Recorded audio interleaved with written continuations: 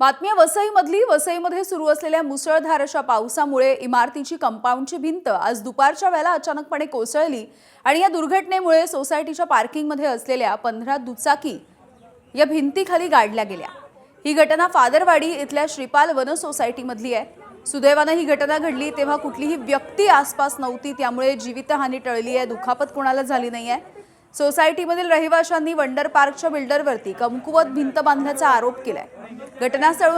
घटनास्थळावरून आढावा घेतलाय आमचे प्रतिनिधी प्रभाकर कुडाळकर यांनी। वसई विरारमध्ये पावसाचा कहर सुरू आहे आणि इथले जलजीवन पूर्णपणे विस्कळीत झालेलं आहे।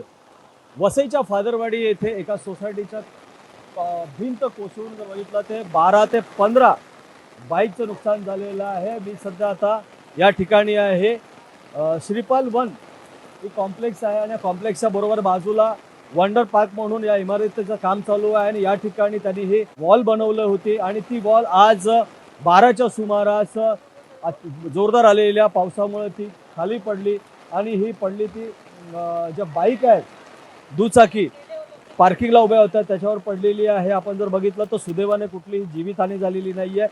गाडी काढताना या ठिकाणी कोणी नव्हतं। अचानक ही जी वॉल कोसळलेली आहे त्याच्यामध्ये हे 12 ते 15 ज्या बाईक आहेत त्याचं अतोनात नुकसान झालं आहे। जवळपास 20 ते 25 लाखाचं नुकसान या ठिकाणी झालेलं आहे, कारण की बाईकचा पूर्णपणे अक्षरशः चेंदामेंदा काही ठिकाणी झालेला आहे। सध्या पावसाचा जोर वाढत आहे, आज रेड अलर्ट आहे आणि आपण जर बघितलं तर या ठिकाणी ही भिंत कोसळून या श्रीपाल वन कॉम्प्लेक्समधील रहिवासी आहेत त्यांचं अतोनात नुकसान झालेलं आहे। प्रभाकर कुडाळकर, एबीपी माझा, वसई।